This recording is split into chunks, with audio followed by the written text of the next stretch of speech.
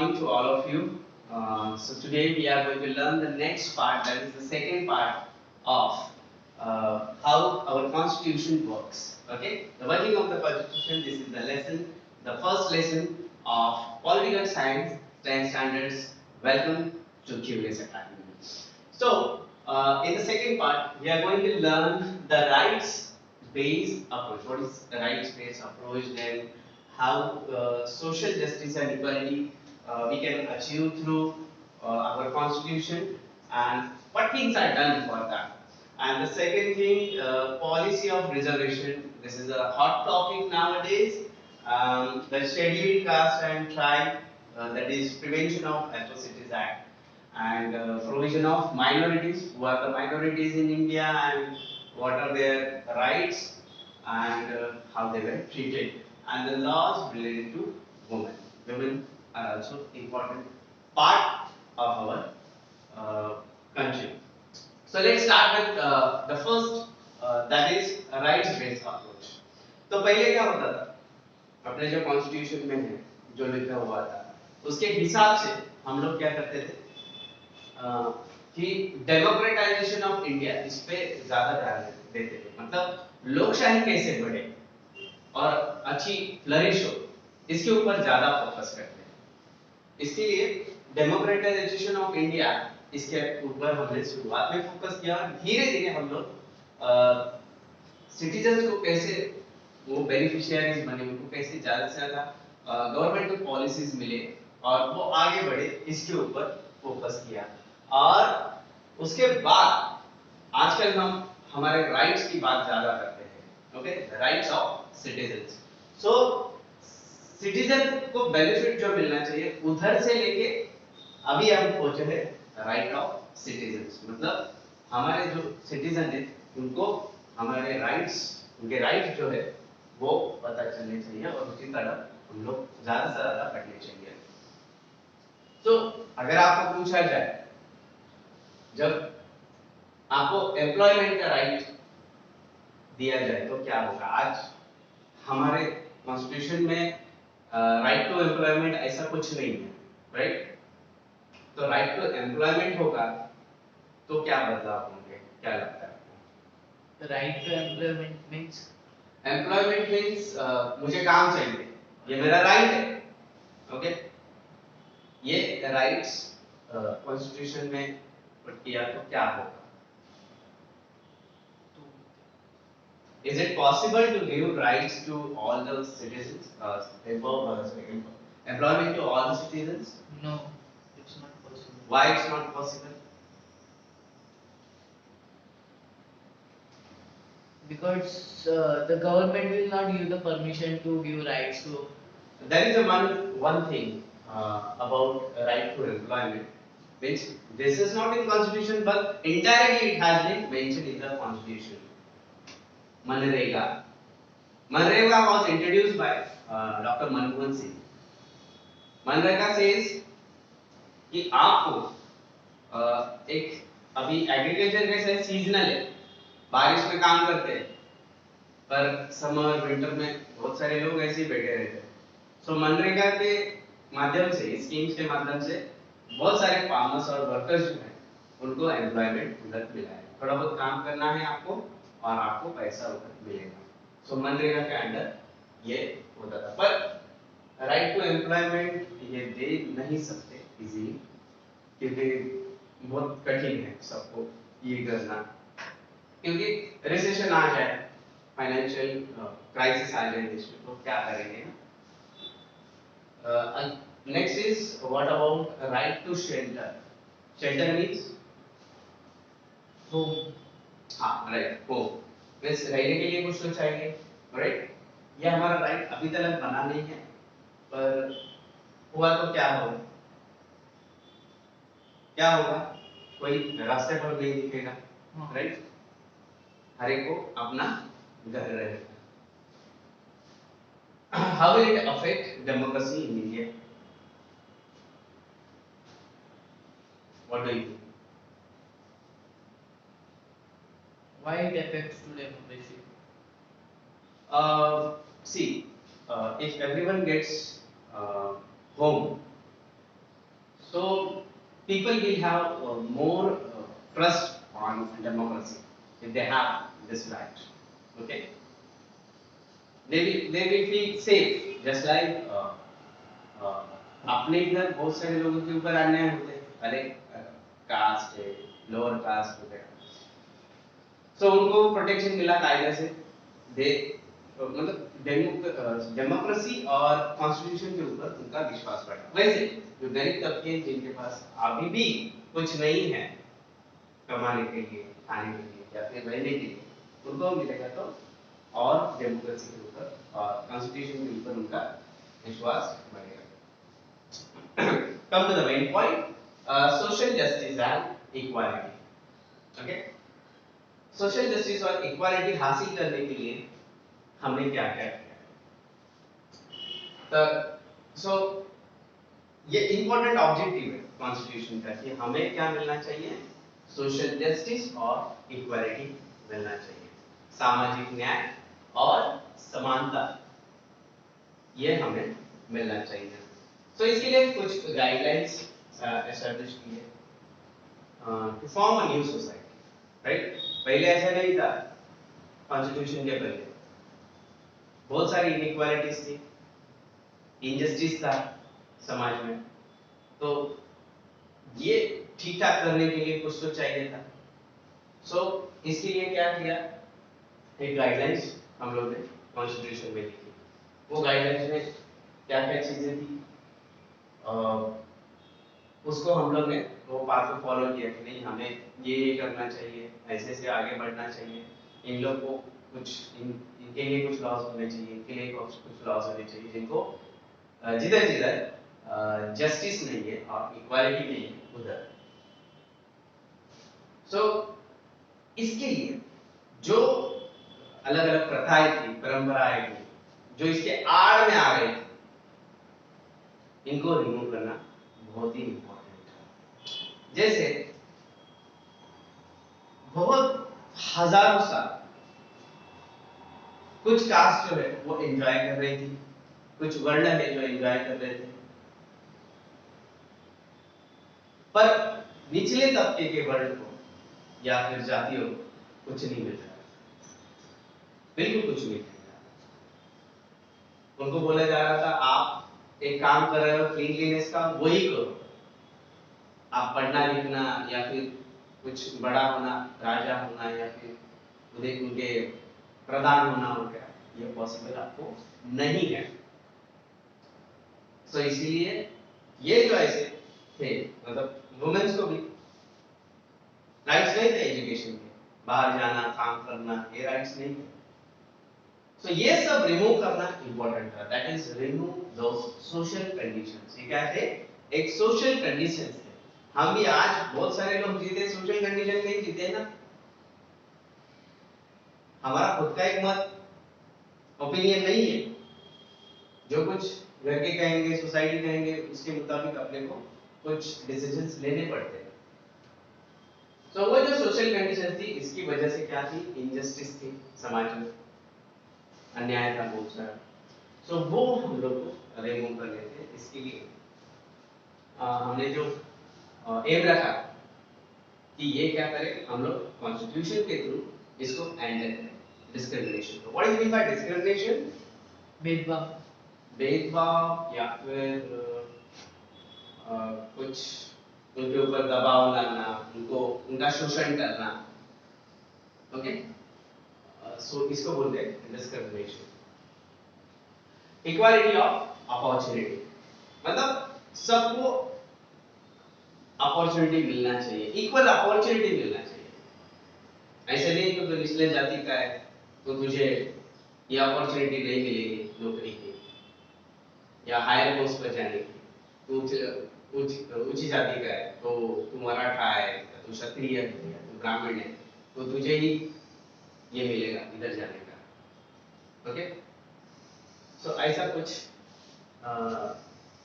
नहीं होना चाहिए। सो इक्वालिटी सबको मिलना चाहिए। इसके लिए बहुत सारे आंदोलन हुए हैं, वो अपन आगे डिस्कस करेंगे। सो इसके लिए बहुत सारे एफर्ट्स लिए गए, कॉन्स्टिट्यूशन बनाया और ये सब प्रोविजंस बनाए गए ताकि सब सेक्शंस में सोसाइटी के एक वो लेवल बना रहे। All sections into the main stream म्हणजे मीन्स सब स्ट्रीम को सब मेन स्ट्रीम सब लोग जो है जैसे आदिवासी है या शहर के लोग हैं विलेजेस में बसे हुए लोग हैं उनको सबको मेन स्ट्रीम में लाना है। ये अपना उद्देश्य था कि सबको मेन स्ट्रीम मतलब क्या इकट्ठा लाना है बताना है ये आपके हक है आप ऐसे जी सकते हो।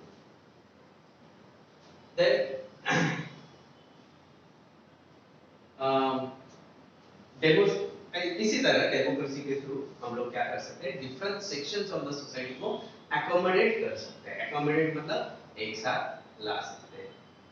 अलग अलग फैले बहुत सारे लोग आज आप बहुत घूमे नहीं हो ज्यादा से ज्यादा मुंबई जम्मू इधर ही भटके हो पर कोने कोने में देश के नहीं भटके हो। ऐसे भी कुछ सेक्शंस है जिधर हम पहुंच भी नहीं सकते इजीली उनको मालूम भी नहीं है क्या है कॉन्स्टिट्यूशन वगैरह ये सब चीजें मतलब विलेजेस के लोगों को तो छोड़ो सिटीज में भी स्टूडेंट्स को मालूम नहीं होता है। मैं बच्चों को पूछता हूँ जब भी वो 7th स्टैंडर्ड में आते हैं नहीं इधर 8th स्टैंडर्ड में 9th स्टैंडर्ड में जब भी न्यू एडमिशन आते हैं पॉलिटिकल साइंस होता है डेमोक्रेसी पूछता हूँ मालूम नहीं होता कॉन्स्टिट्यूशन पूछता हूँ मालूम नहीं होता ये सब हालत है। तो इधर ही ये हालत है तो अलग अलग रिमोट सेक्शंस में स्टूडेंट्स की क्या हालत होती है आप सोच के देखो। So let's take the review of all this what we have done the different laws for protecting the lower sections of the society जिनको अभी तक कुछ नहीं मिला था अभी तक ऐसे ही थे वो नीचे ही थे तो उनके लिए क्या किया policy of reservation of seats ये बहुत बड़ा टॉपिक है। आजकल आप सोशल मीडिया पे जाओगे तो बोलेंगे रिजर्वेशन खत्म करना है अलग अलग आंदोलन होते हैं उधर भी बोलते हैं हमको रिजर्वेशन चाहिए हमको नहीं तो उनको भी नहीं उनका भी खत्म कर दो और बहुत सारे मिसअंडरस्टैंडिंग सोशल मीडिया के थ्रू फेक न्यूज के थ्रू फैलाई जा रही है। तो इसके लिए अच्छी तरह से मालूम पड़ना बहुत इम्पोर्टेंट है कि what is reservation and why it was given. Okay so हजारों साल लेट्स से 2000 इयर्स ओके जब मनुस्मृति लिखी गई थी जिसमें सब ये लिखा गया था रिजर्वेशन किसको लिए कौन कौन क्या क्या काम करेगा। सो 2000 साल बहुत एंजॉय कर रहे थे और निचले तबके के लोग वैसे ही रहते थे उनको कुछ अपॉर्चुनिटी मिल रही है। सो समाज में वो इक्वालिटी लाना उनके वो उधर है इस लेवल पर और निचले तबके के लोग इधर है सो उनको भी इनके साथ लाना इक्वालिटी हासिल करना बहुत इंपॉर्टेंट था। इसीलिए हम लोगों ने कुछ सीट्स रिजर्व रखे कुछ लोगों के लिए। Okay so deprived of the opportunity deprived मतलब क्या जो वंचित थे मतलब उनको वो मिला नहीं मतलब उनसे वो खींचा गया था हाँ कि आप बड़े बन सकते हो गया ये सब खींचा गया था। सो उसको बोलते हैं डिप्राइव्ड दबाया गया कि नहीं वो अपॉर्चुनिटी नहीं मिलेगी। तो इसलिए उनके लिए कुछ गवर्नमेंट सर्विसेज जो है गवर्नमेंट सेक्टर है रेलवे बैंक्स और बहुत बड़े सेक्टर है उसमें एससी और एसटी को स्थान मिला। एससी मींस शेड्यूल्ड कास्ट और एसटी मींस शेड्यूल्ड ट्राइब्स। ये जो है वो निचले तबके के लोग होते हैं लोअर कास्ट के लोग रहते हैं पर अभी 70 सालों में इन लोगों ने बहुत सारा अचीवमेंट किया है बहुत सारे गवर्नमेंट में जॉब्स में आपको दिखेंगे और इसका फायदा सोशल जस्टिस में भी इधर तो हुआ है बट स्टिल बहुत सारे गांव में सिटीज में इतना नहीं दिखता है पर गांव में ये सब होते हुए दिखता है। कि वो जात का है, निचले जात का है, उससे शादी मत करना।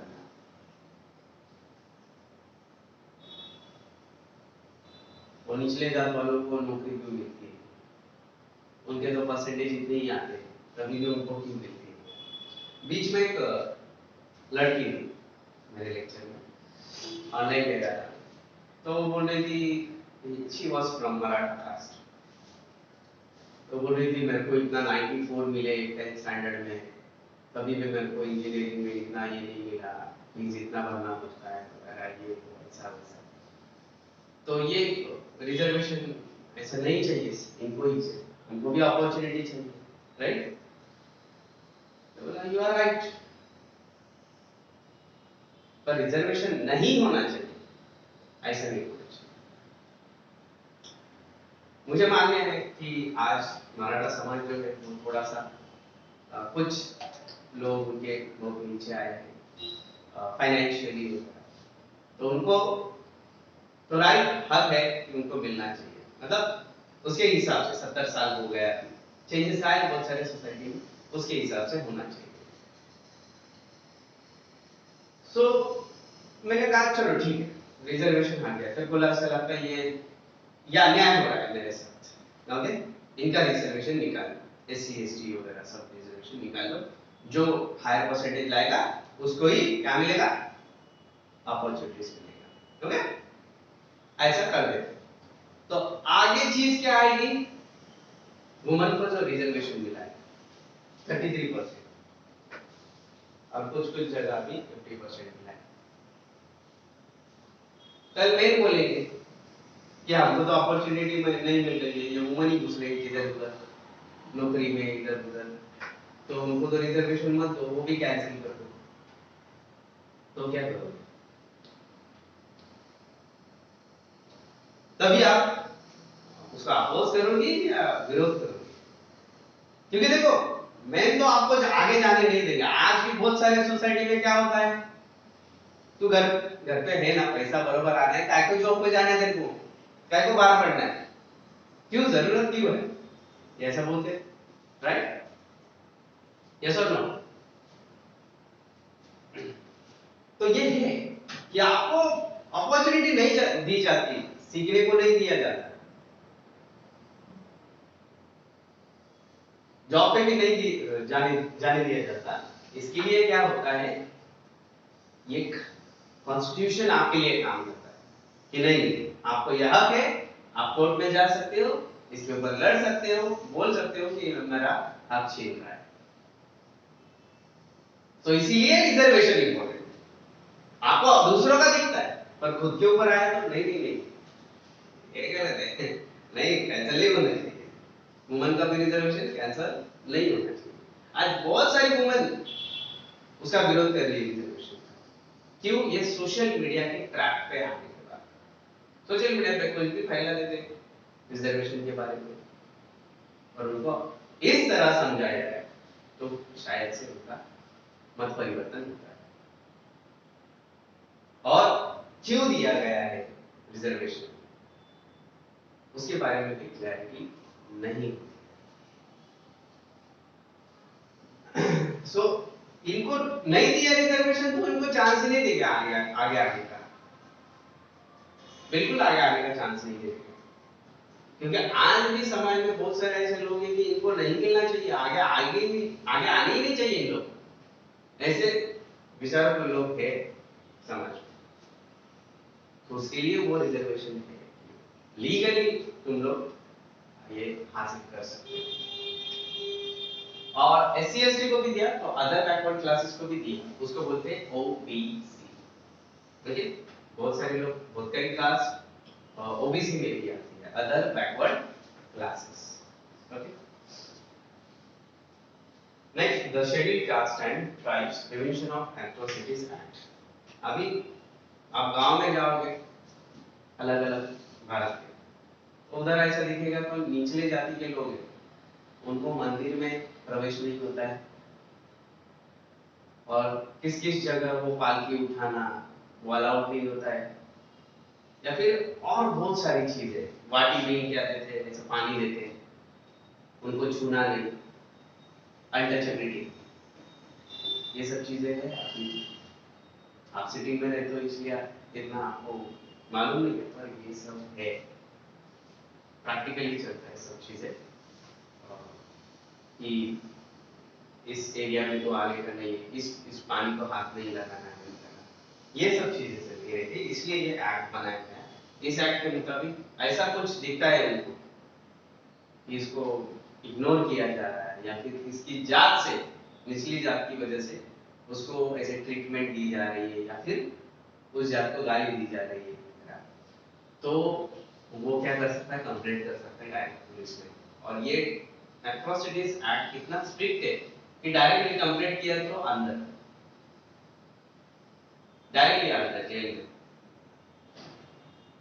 कि ये मेरे जाति के ऊपर से मेरे को ऐसे ऐसे ट्रीट कर रहा है, ऐसे ऐसे बोल रहा है, तो इसीलिए इसको क्या करो, डायरेक्ट पुलिस आती है अंदर, देखती है। तो बहुत स्ट्रिक्ट एक्ट है। और इस एक्ट के अगेंस्ट बहुत सारे लोग आए हैं, क्योंकि उनको डर है नहीं होगा, लोग आगे जाके कुछ भी कर सकते हैं, कंप्लेंट कर सकते हैं हमारे, मतलब उनको भी डर लगता है ना, उनको दबाना रहता है उस छोटी निचली जाति के लोगों को, पर it is not easy to make them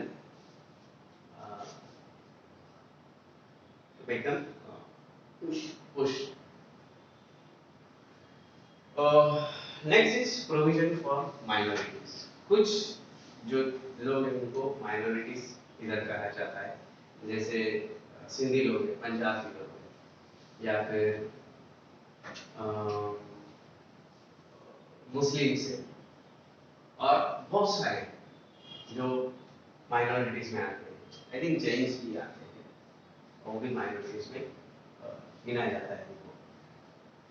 so इनके भी एजुकेशन के लिए और एम्प्लॉयमेंट के लिए अलग अलग प्रोविजंस और पॉलिसीज बनाई गई है, सो ताकि उनको भी अच्छी तरह से ये मिले। बाद में एंग्लो इंडियन, ये भी माइनॉरिटीज है। एंग्लो इंडियन मतलब जो ब्रिटिश काल से थे और इंडियन लोगों से ये हो गए और एक नई जाति पैदा हुई, Anglo Indian. Next is prohibition against, so इसके लिए कुछ प्रोहिबिशंस बनाए, ओके। सो कोई भी इनके अगेंस्ट ये करता है तो उनको सजा हो सकती है। For example caste, creed, race, language and region, okay, इसके बारे में बहुत सारी चीजें होती है। तू इस कास्ट का है, तू इस रिलीजन का है, या फिर तू इस रेस का है। रेस मतलब क्या? ओ हिटलर बोला था ना, हम आर्यन रेस है, आर्य, द्रविड़, या फिर अलग अलग रेस के लोग रहते हैं, या फिर काला गोरा, ये भी है। इसके ऊपर भी बहुत सारा इशू हो गया है आंदोलन से। The next one is, so it is the fundamental right to protect their rights, okay। so उनके राइट्स जो है वो प्रोटेक्ट करना बहुत इम्पोर्टेंट है, बहुत ही इम्पोर्टेंट है। so उनको बाद में क्या मिलेगा, कॉन्स्टिट्यूशन के ऊपर विश्वास रहेगा। अभी वुमेन के ऊपर लॉस, बहुत सारी वुमेन को मालूम भी नहीं हमको हक कैसे मिले। आज की वुमेन कभी वुमेन का ठीक था 1950 के जमाने में, पर आज की वुमेन को वो जो हक मिला है वो ऐसे वैसे नहीं मिला है, इसके लिए बहुत स्ट्रगल किया है बहुत लोगों को। उनको कल्पना भी नहीं है, जीरो कल्पना है कि हमारी जो कंडीशन थी वो क्या थी उस टाइम, और आज क्या है, जीरो कल्पना है इसके बारे में। सब राइट्स लेंगे इन लोग, फ्रीडम नहीं, मुझे फ्रीडम चाहिए, मम्मी पापा क्या है, हर टाइम आप ये करते हो, मुझे सीखना है, मुझे जॉब पे जाना है, आई हैव फ्रीडम, पर ये कैसे मिला? जिन्होंने इसके लिए स्ट्रगल किए, बाजी लगाई कब की, ये कुछ मालूम ही नहीं उनको। जैसे अंबेडकर ने 1952 या 3 में शायद से हिंदू कोड बिल लाया, ओके। हिंदू कोड बिल लाया, उसमें क्या लिखा था कि हिंदू स्त्री जो है उसको उसके प्रॉपर्टी में, जो पिताजी उसके प्रॉपर्टी में हक चाहिए। तो बहुत सारे हायर कास्ट वाले नहीं नहीं नहीं ऐसे कैसे हो सकता है, लेडीज को कैसे मिलेगी प्रॉपर्टी, लेडीज को नहीं मिलना चाहिए, वंशाचा दिवा जो असतो त्यालाच मिळणार। काय के लिए बच्चा लड़का पैदा किया मैंने, उसको प्रॉपर्टी जाए मेरे, इसीलिए लड़की को क्या है तो मान्य नहीं है हम लोग को ये सब। बाद में एजुकेशन का राइट्स, लीगली एजुकेशन का राइट है, कोई आपको बोलता है कि नहीं नहीं सीख सकती तो कंप्लेंट कर सकती है, पुलिस स्टेशन में जाके या कोर्ट में जाके केस लड़ सकती है। Next voting rights, voting right भी नहीं थे लेडीज को, तो हिंदू कोड के अकॉर्डिंग वो उनको राइट्स मिल गए। मैटरनिटी लीव, जब बच्चा होता है प्रेग्नेंट होती है तभी वो हक है 3 महीने का, उसको लीव मानना चाहिए। तो कभी भी नहीं था तो मिल गया। ऐसे बहुत सारी चीजें, बेसिक चीजें, या फिर पॉलिटिक्स में उनका involvement before this one, what before constitution और प्री इंडिपेंडेंस पीरियड पॉलिटिक्स में जीरो इन्वॉल्वमेंट थी लेडीज की, वुमेन्स की। पर कॉन्स्टिट्यूशन आने के बाद कुछ कुछ चेंजेस किए और उनका इन्वॉल्वमेंट है।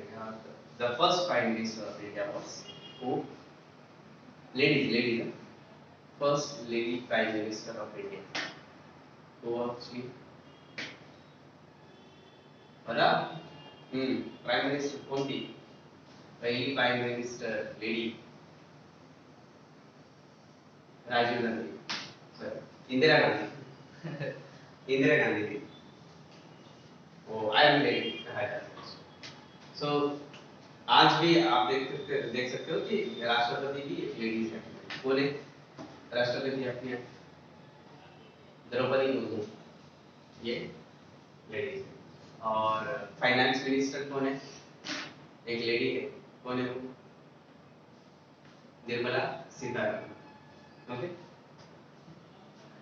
बहुत सारी चीजें हैं। तो ये जो मिला है आपको, लेडीज को, वुमेन को एम्पावर किया गया है, वो ऐसे वैसे नहीं किया गया है। डॉक्टर बाबा साहेब अम्बेडकर ने इसके लिए रेजिग्नेशन दिया था एज ए लॉ मिनिस्टर कि आप ये बिल अडॉप्ट नहीं करते हो तो मैं रेजिग्नेशन दिया, सबको झुकना पड़ा। इवन कांग्रेस में भी इसका विरोध था, लेडीज को ये सब देना है। कांग्रेस में भी बहुत सारे लोग थे जिन्होंने इसका विरोध किया था, इस बिल का। So it is very important to know what is Hindu code bill। हमको बहुत सारा मिला है पर अंबेडकर का एक याद भी नहीं निकालती है आजकल कि जिसने हमको यह हक दिया उसके बारे में हमको कुछ नहीं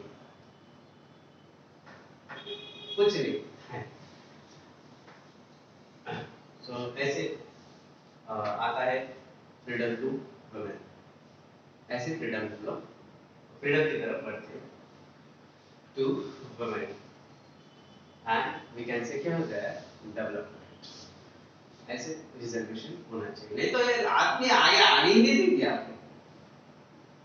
जॉब के लिए जाना है, क्यों जाना है, कैसे जाना है, क्या करना है, पैसा तो मैं कमाता हूं ना, तेरे को क्या जाने की जरूरत है, इनसिक्योरिटी, राइट। सो पॉलिटिक्स में भी पार्टिसिपेशन नहीं था लेडीज का, तो उनका भी पार्टिसिपेशन होना चाहिए, उनको भी पता चलना चाहिए अपने राइट्स क्या है क्या नहीं। और रिप्रेजेंटेटिव बनना चाहिए अलग तरह से। आज ग्राम पंचायत से लेकर नगर सेवक से लेकर अलग अलग लेवल पर लेडीज और वुमेन रिप्रेजेंटेटिव है। So 73rd and 74th amendment किया कॉन्स्टिट्यूशन में और रिजर्वेशन दिया 33% to women in the local governments और ऊपर स्टेट लेवल और सेंट्रल लेवल के ऊपर मतलब राज्य सरकार और केंद्र सरकार इधर जो सीट्स है लाइक एमपी एमएलए खासदार आमदार इसके लिए अभी रिसेंटली मोदी गवर्नमेंट ने अनाउंस किया कि लेडीज को 33% रिजर्वेशन उधर मिलेगा। आगे पहले क्या था सिर्फ लोकल गवर्नमेंट में था मतलब म्युनिसिपैलिटी ग्राम पंचायत वगैरह इधर। सो अभी 50% लोकल गवर्नमेंट में 50% किधर किधर कुछ कुछ स्टेट में है कुछ कुछ स्टेट में है इंक्लूडिंग महाराष्ट्र में। पर ऊपर और खासदार आमदार की इधर 50% आना वो भी जरूरत है तो ही हम लोग इक्वालिटी अचीव कर सकते हैं। सो इक्वालिटी इसको कहते हैं 50 वुमेन 50 मेन 50 women 50 men तो ही इक्वालिटी हम लोग बोल सकते हैं right. Okay, so thank you very much. This is the second part of this video. We'll see you in the next lecture. Thank you.